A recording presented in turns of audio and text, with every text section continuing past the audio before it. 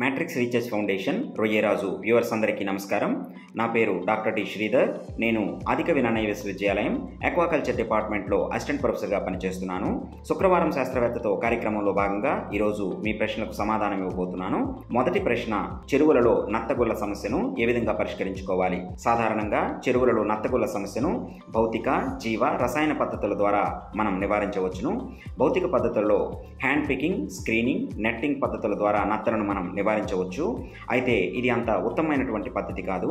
జీవ పద్ధతులలో మనం స్నేయిల్ ఈటర్స్ని ప్రవేశపెట్టడం ద్వారా కొంతవరకు నత్తలను నివారించవచ్చును.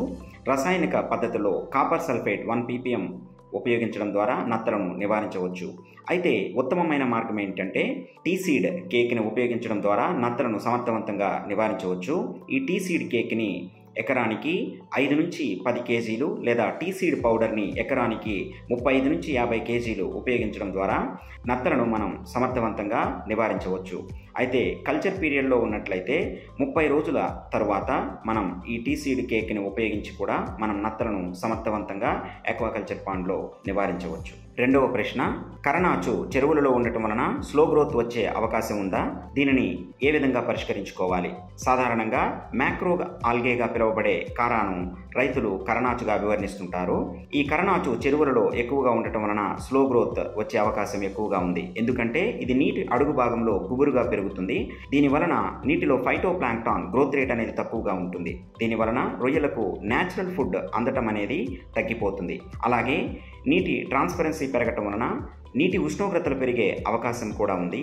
అలాగే మనం వేసే ఫీడ్ ఈ గుబురులో చేరిపోవటం వలన రొయ్యలకు ఫీడ్ అందడం కూడా తగ్గి సర్వైవల్ రేట్ కూడా తగ్గే అవకాశం ఉంది. అయితే ఈ కార చెరువు మొత్తం వ్యాప్తి చెందినట్లయితే మనం దీనిని నివారించడం కష్టతరంగా ఉంటుంది.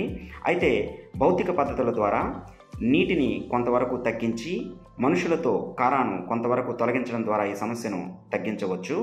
అలాగే జీవ పద్ధతులలో మనం బ్లూమ్ని ఎక్కువగా డెవలప్ అయ్యేటట్టు చూడటం, అలాగే ఒక ఎకరానికి 10 నుంచి 15 గడ్డి చేపలు గ్రాస్ కార్ప్ని విడిచిపెట్టడం ద్వారా కూడా మనం కారాను కొంతవరకు నివారించవచ్చు. అయితే రసాయనిక పద్ధతులలో కాపర్ సల్ఫేట్ని ఉపయోగించి కారాన్ని కొంతవరకు నివారించవచ్చు. అయితే ఇది మనం క్రాప్కి ముందు కాపర్ సల్ఫేట్ని ఉపయోగించాల్సి ఉంటుంది. అయితే కాపర్ సల్ఫేట్ని ఉపయోగించేటప్పుడు ఆల్కలినిటీని దృష్టిలో పెట్టుకొని కాపర్ సల్ఫేట్ డోసు ఇవ్వాల్సి ఉంటుంది. మూడవ ప్రశ్న, సాయిల్ ప్రోబయోటిక్స్ని చెరువులలో ఎప్పుడు అప్లై చేసుకోవాలి? సాధారణంగా మనం ప్రీ స్టాకింగ్ మేనేజ్మెంట్లో అంటే చెరువును తయారు చేసేటప్పుడు సాయిల్ ప్రోబయోటిక్స్ని వాడుకున్నట్లయితే మనం వాటర్ని ఫిల్ చేసిన వెంటనే బ్లూమ్ బాగా డెవలప్ అవడానికి ఇది బాగా సహకరిస్తుంది.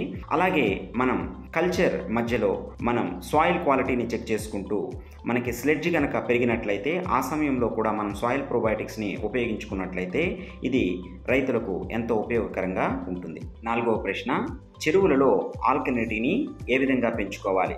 సాధారణంగా ఆక్వాకల్చర్ చెరువులలో ఆల్కలినిటీ 120 నుంచి 200 ppm మధ్య ఉండాలి. అయితే ఆల్కలినిటీ తగ్గినట్లయితే pH అనేది పెరిగిపోతుంది. అప్పుడు రొయ్యలు ఒత్తిడికి గురి కావడం జరుగుతుంది.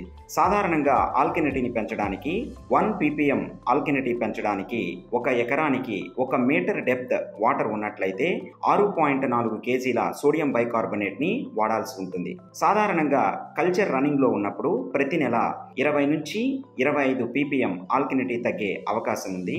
కాబట్టి మనం హై ఆల్కలినిటీ ఉన్న వాటర్ని యాడ్ చేయడం ద్వారా లేదా పాత వాటర్ని మళ్ళీ కలపడం ద్వారా మనం ఆల్కలినిటీ పెంచవచ్చు. అలాగే ఈ సమస్యను మనం తగ్గించుకోవచ్చు.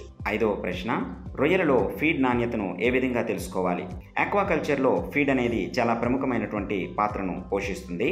ఫీడ్ నాణ్యతను తెలుసుకోవడానికి దాని టెక్స్చర్, కలర్, అలాగే పెల్లెట్ సైజ్ యూనిఫామ్గా ఉందా లేదా చూసుకోవాలి.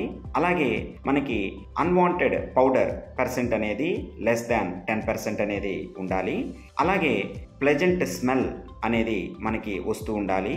మనకి మైల్డ్ ఎర్తీ స్మెల్ ఉండేటట్లు చూసుకోవాలి. అలాగే మాయిశ్చర్ మీటర్ ద్వారా మనం మాయిశ్చర్ కంటెంట్ని చెక్ చేయొచ్చు. మాయిశ్చర్ అనేది మనకి 10 to 12% అనేది ఉండాలి. ప్రాక్సిమల్ కాంపోజిషన్ చెక్ చేసినట్లయితే ప్రోటీన్ కంటెంట్ 30 to 40% ఉండాలి. అలాగే ఫ్యాట్ కంటెంట్ 5 to 10% ఉండాలి. అలాగే ఫైబర్ కంటెంట్ 2 to 5% అనేది ఉండాలి. అలాగే vitamin C, vitamin E, all essential amino acids, minerals, vitamins అన్నీ కూడా ఫీడ్లో అవైలబుల్గా ఉండాలి. అలాగే ఫీడ్ డైజెస్టబిలిటీ పర్ఫెక్ట్గా ఉండాలి. అదేవిధంగా ఆ feed labelling, certifications, HACCP certification, ISO certification ఇలాంటివన్నింటినీ చూసుకొని మనం ఫీడ్ నాణ్యతను తెలుసుకోవచ్చు. మన రొయ్యరాజు యాప్ని డౌన్లోడ్ చేసుకొని లబ్ధి పొందండి.